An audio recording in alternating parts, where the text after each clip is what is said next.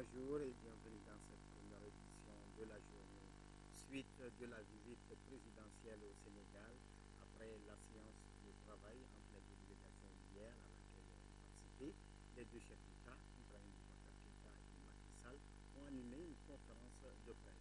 Le compte rendu de ce point de presse avec nos envoyés spéciaux Ndeye Sissoko, Amadou Sankaré, Demba Wane et Brahima Koulibaly. C'est avec le sourire aux lèvres que les présidents Ibrahim Boubacar Keïta et Macky Sall se sont prêtés au jeu questions-réponses qu'est la conférence de presse, mais sans avoir dérogé à la règle, à savoir faire le point de la visite et des entretiens. Monsieur le Président, nous avons, vous et nous, à fonder un nouvel espoir, que dis-je, une nouvelle espérance en ce que la nature avant nous a établi, que nous avons mission de féconder davantage désormais au profit du peuple du Mali et du Sénégal. Nous y sommes déterminés et engagés, vous et moi. Et des éléments concrets de solidarité lors de notre séance de travail commune nous ont été donnés. Nous nous avons guère surpris, c'est-à-dire, Monsieur le Président, que tout engage les chefs d'État du Sénégal et du Mali que nous sommes à continuer à approfondir nos relations au quotidien dans tous les domaines. Nous avons la chance d'avoir imaginé, organisé et mis en place une organisation sous-régionale qui, comme d'autres au travers le monde, autour d'un fleuve, le fleuve Sénégal, est une organisation aujourd'hui d'une efficacité éprouvée qui nous vaut déjà, à nos pays riverains, Sénégal, Mauritanie, Mali, Guinée, beaucoup de satisfaction. Nous avons inauguré ensemble récemment le barrage de Fellou, et Guina s'annonce très prometteur.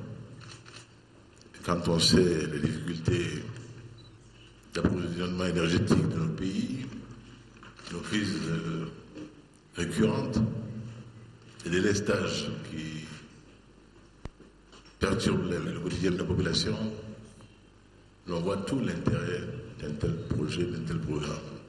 Nos discussions ont donc porté sur tout ce qui lie nos deux pays, notamment notre coopération économique et commerciale, nos projets communs, partageons l'OMVS, partageons l'UEMOA, la CEDEAO, bien sûr l'Union africaine.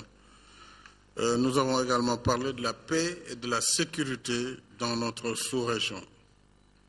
Je voudrais réaffirmer ici, très fraternellement, Monsieur le Président, la solidarité et l'engagement du Sénégal aux côtés du Mali.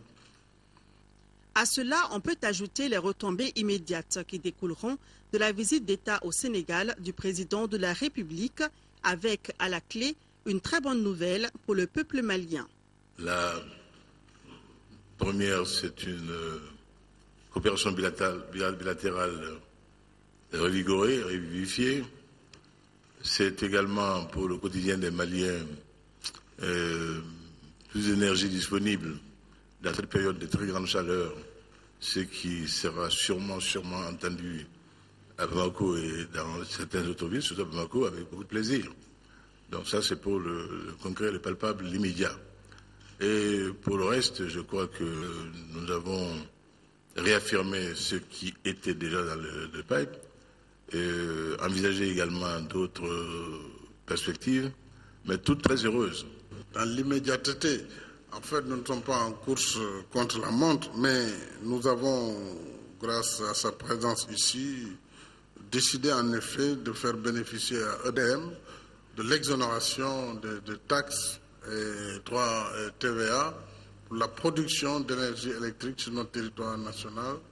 Et ça devrait être fait. Pour le compte de cette visite, Monsieur le Président, c'est au moins plus de 25% sur le coût, c'est 25% de moins sur le prix de l'électricité par rapport aux 40 MW déjà produits ici au Sénégal, mais pour le compte du Mali. Les questions des journalistes sénégalais et maliens ont porté sur le renforcement de la sécurité, les difficultés rencontrées sur l'axe routier Bamako-Dakar, la lutte contre le terrorisme dans la région. Une occasion pour le président Ibeka de rendre hommage aux contingents sénégalais basés à Kidal. Les soldats sénégalais sont à Kidal, dans des conditions extrêmement difficiles, mais avec courage, avec bravoure, avec abnégation. Et je voudrais ici leur rendre hommage, l'hommage du mérite, l'hommage de la fraternité. Merci, Djambar. Il reste certain que cette visite du président de la République, Ibrahim Boubacar Keïta, au Sénégal, annonce de nouveaux horizons dans la coopération entre le Mali et le Sénégal. Justement, toujours par rapport à la visite du président de la République au Sénégal, l'ambassadeur de la République du Mali au Sénégal informe les ressortissants maliens de Dakar et banlieue que son Excellence Ibrahim Boubacar Keïta, président de la République du Mali, rencontrera la colonie malienne ce jour 15 avril à partir de 14h dans l'amphithéâtre de l'UK22. En conséquence, l'ambassadeur invite les ressortissants maliens à sortir massivement aujourd'hui pour cette deuxième rencontre avec le président de la République. Ici, à Bamako, le Premier ministre Moussa Mara a rendu hier après-midi une visite de courtoisie au président de l'Assemblée nationale et de la Cour constitutionnelle. Moussa Mara a fait cas de la volonté du gouvernement de faire de nos institutions des instruments crédibles et stables. Mohamed Diarra, compte rendu. Quand l'exécutif rencontre le législatif et le judiciaire, l'ordre du jour est vite trouvé. Discuter des voies et moyens susceptibles de renforcer les pouvoirs des institutions de la République. 10 jours après sa nomination, le Premier ministre rend une visite de courtoisie aux institutions de la République. Première escale, l'Assemblée nationale. Moussa Mara a eu un tête-à-tête avec le président de cette institution avant de rencontrer les autres députés. Ici, le message est clair. Nous entendons au niveau du gouvernement, au-delà du Parlement, mettre toutes les institutions dans les meilleures conditions de fonctionnement possibles et donner à toutes les institutions les moyens, le temps d'attention nécessaire pour qu'elles puissent agir de manière efficace et conformément à leur attribution. Et aussi, très rapidement, nous allons souscrire à une innovation importante de votre règlement intérieur qui porte sur les questions d'actualité avec la présence effective du Premier ministre. Questions d'actualité qui vont permettre et à la majorité et à l'opposition de pouvoir partager avec nous l'essentiel sur l'action gouvernementale. Selon les chefs de gouvernement, pour que la démocratie malienne soit vivante, l'opposition parlementaire doit jouer le rôle qui est le sien. Et le gouvernement verra pour que ce soit ainsi. L'opposition sera respectée, sera considérée, et nous ferons en sorte que tous ces droits, pour ceux qui relèvent de notre responsabilité, tous ces droits soient préservés. Nous allons très rapidement inviter les partis de l'opposition à venir discuter avec nous et nous aurons l'occasion de leur rappeler cette bonne disposition que nous prenons à son égard et nous ferons en sorte de ne pas être pris en défaut par rapport à cette considération parce que la crédibilité d'un Parlement, c'est aussi la crédibilité de l'opposition, c'est aussi une opposition qui soit en position de pouvoir jouer son rôle dans le jeu normal des institutions. Cette volonté du pouvoir exécutif de doter le Mali d'institutions fortes est saluée par le président de l'Assemblée nationale. Durant cette 5e législature, les députés seront là pour soutenir le gouvernement dans ses initiatives pour la consolidation de la paix, la réconciliation nationale, le développement, la relance économique, la réduction des inégalités et l'amélioration des conditions de vie de nos populations. Les projets de loi rentrant dans ce cadre recevront bien entendu un traitement prioritaire. Après l'hémicycle, le patron de l'administration malienne s'est rendu à la Cour constitutionnelle pour le même exercice. Nous nous inscrivons, mais absolument dans le cadre de la légalité. C'est vous, en tant que gardien de la légalité, vous êtes bien placé pour le savoir, c'est quand l'ensemble des acteurs du jeu institutionnel sont persuadés que la légalité est la seule garantie de la pérennité de la République, que la République a des chances d'être sauvée.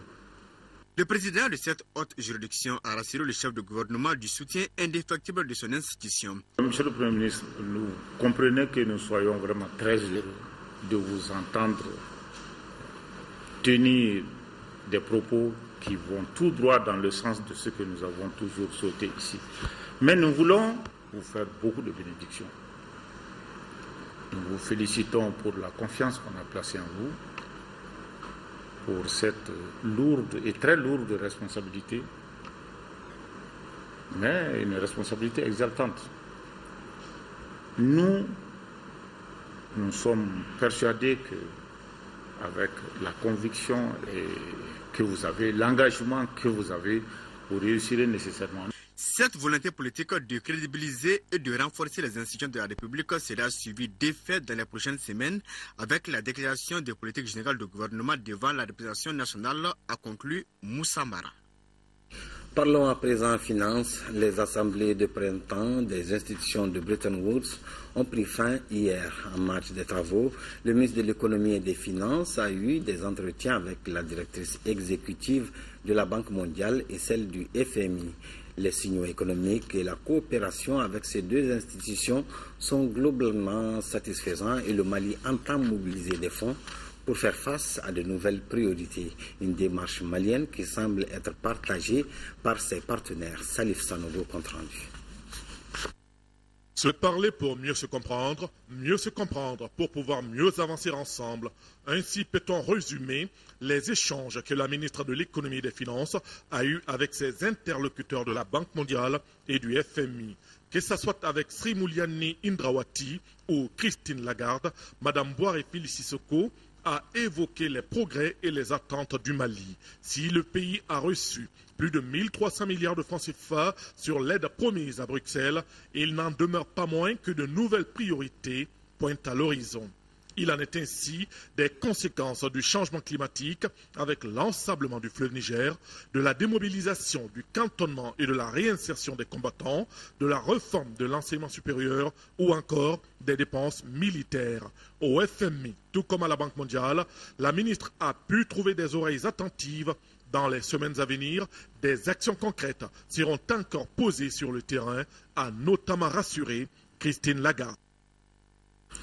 La place de la justice dans le processus de paix et de réconciliation au Mali, le sujet a été débattu lors d'une conférence organisée par l'association juriste en herbe de la faculté des sciences juridiques et politiques de Bamako.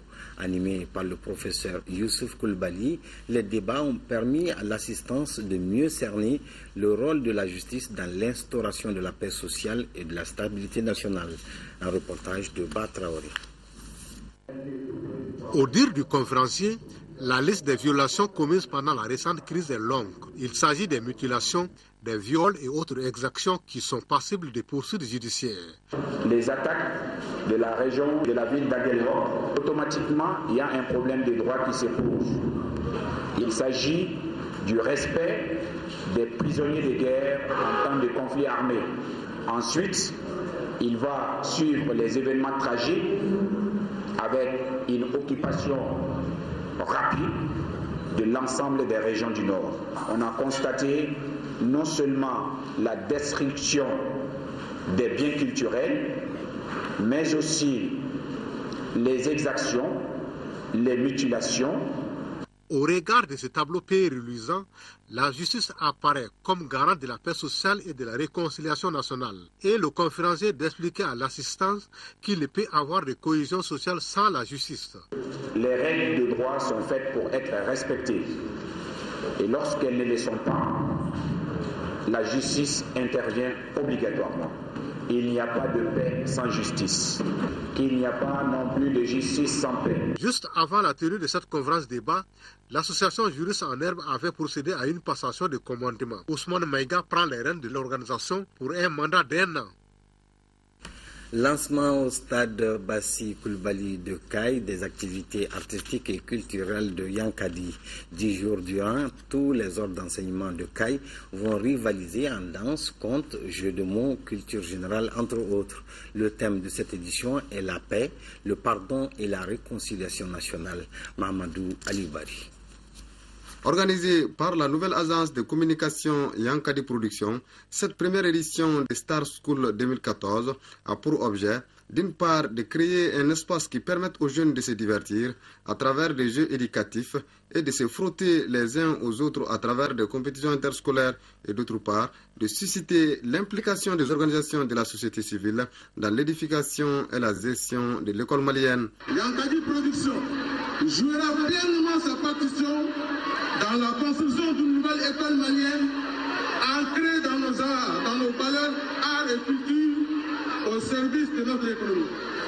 C'est-à-dire une école qui formera les jeunes selon la demande de notre économie pour ne pas former des chômeurs. Pendant 10 jours, de jeunes troupes des 2 caps des écoles fondamentales, secondaires, techniques et professionnelles de la ville de Caille rivaliseront en talent, adresse et compétences à travers chant, lecture, conte, montage poétique, entre autres. Quoi de plus marquant que de voir les enfants s'adresser à leurs parents à travers chants, poèmes, contes et théâtre pour leur dire de cultiver les vertus de l'harmonie, la cohésion sociale, la solidarité et le partage. Une prestation des élèves et étudiants et un défilé de tous les ordres d'enseignement de Caille ont donné un cachet particulier à cette cérémonie de lancement des activités artistiques et culturelles de Yankadi Production. Page santé, l'importance du rappel de la vaccination ou la mise à jour du carnet de vaccination de l'enfant, c'est le sujet de la chronique santé du jour avec Tchessira Emmanuel Dambéli.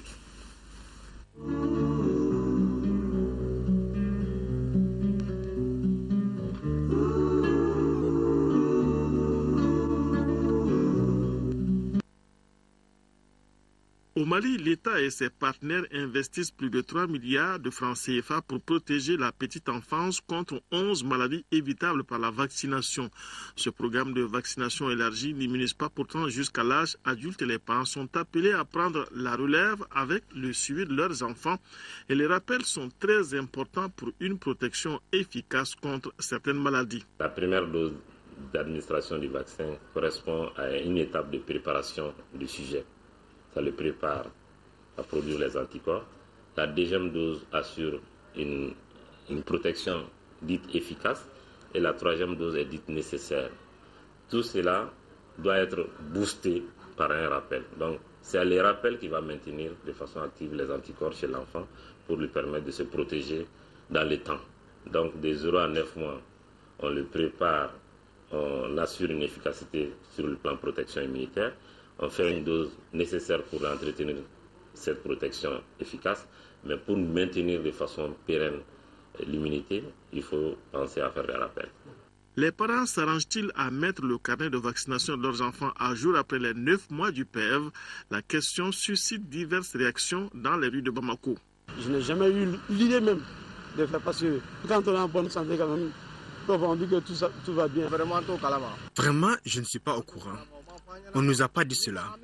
Nous ne respectons que les campagnes de vaccination annoncées à la télévision ou à la radio. Il y a des vaccinations, même en dehors de ce que l'État amène. Si possible, il faut payer et vacciner. On est prêt à le faire. Finalement, seule une frange de parents s'assure que la vaccination de leurs enfants est à jour. Si les spécialistes ne se lassent pas de le répéter, certains citoyens évoquent le manque de moyens face à ce qu'ils appellent de nouvelles charges. N'empêche, certains vaccins sont fortement conseillés. Après 1 an, par exemple, on doit penser à faire un rappel contre le tétanos, par exemple. Après 5 ans, un rappel est nécessaire et même à 10 ans, voire à l'adolescence, on doit faire des rappels pour certains nombres de vaccins.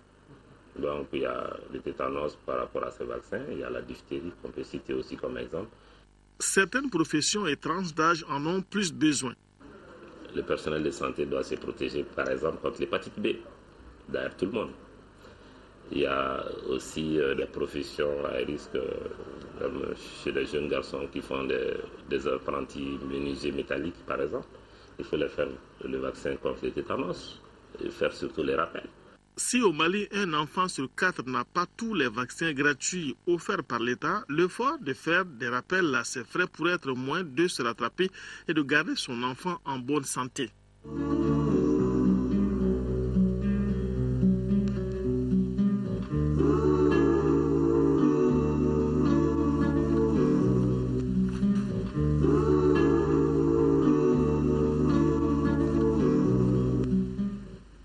Fin de cette édition. Merci de l'avoir suivi. Prochain rendez-vous d'info, 18h-20h avec Aïssata Ibrahim Mega. Bonne suite des programmes de l'ORT.